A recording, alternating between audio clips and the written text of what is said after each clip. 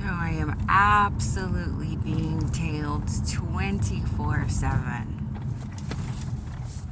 This is a big operation.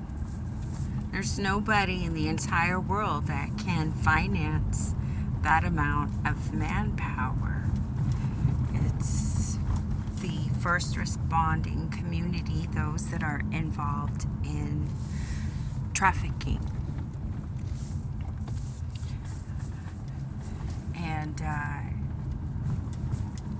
I posted a picture yesterday. I was at a restaurant and I thought I saw John Graham. I don't know what he looks like. Has he gotten chunky? I know he certainly hasn't gotten taller. This person might have been one of the Grahams. I don't believe he was John. John's a petite guy. John's about 5'8". And he was thin. I can't imagine him, putting on a lot of weight. I don't think that's his genetic makeup. But who knows?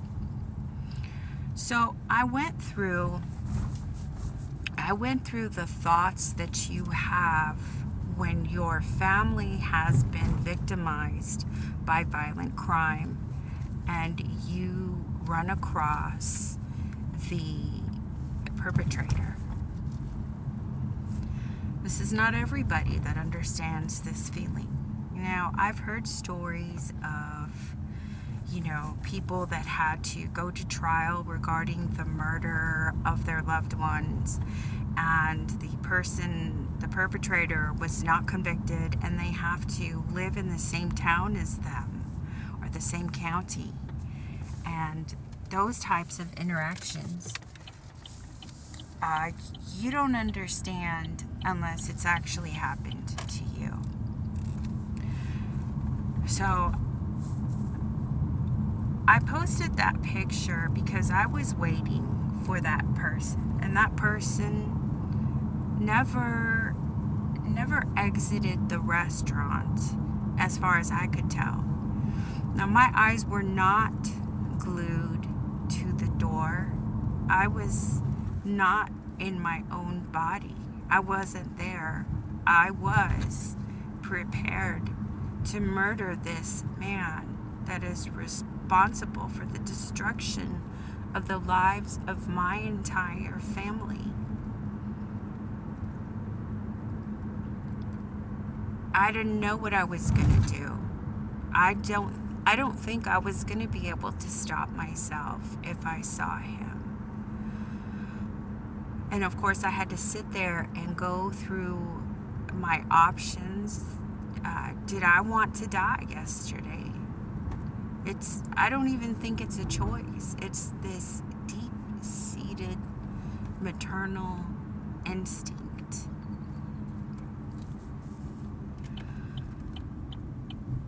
And then I had to consider the fact that if he saw me, if it was him or one of his relatives who would obviously recognize me, I'm sure they all know the story,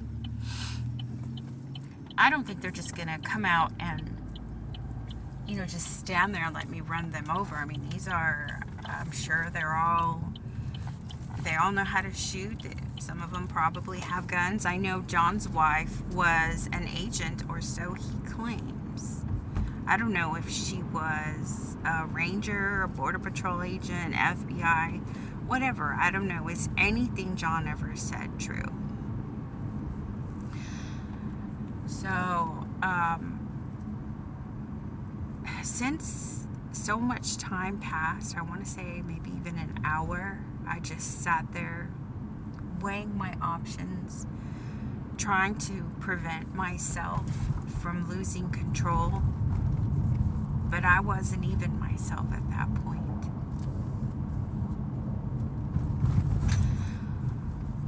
Was it worth it? Would it have been worth it?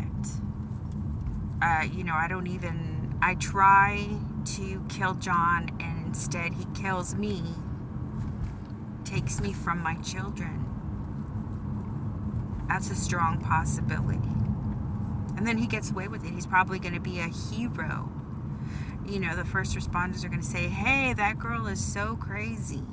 And I'm not legally able to comment on any of my children or the status of testimony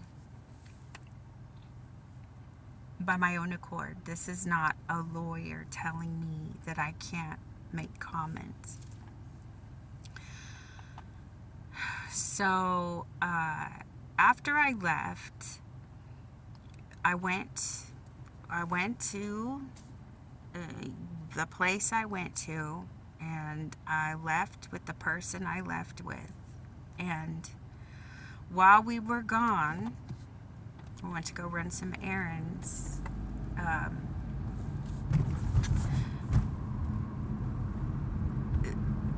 Teen John entered my vehicle and deposited a phone charger cord that I had thrown out at the Dollar General on, I guess it's Holly off of, it's closest to Everhart, I want to say.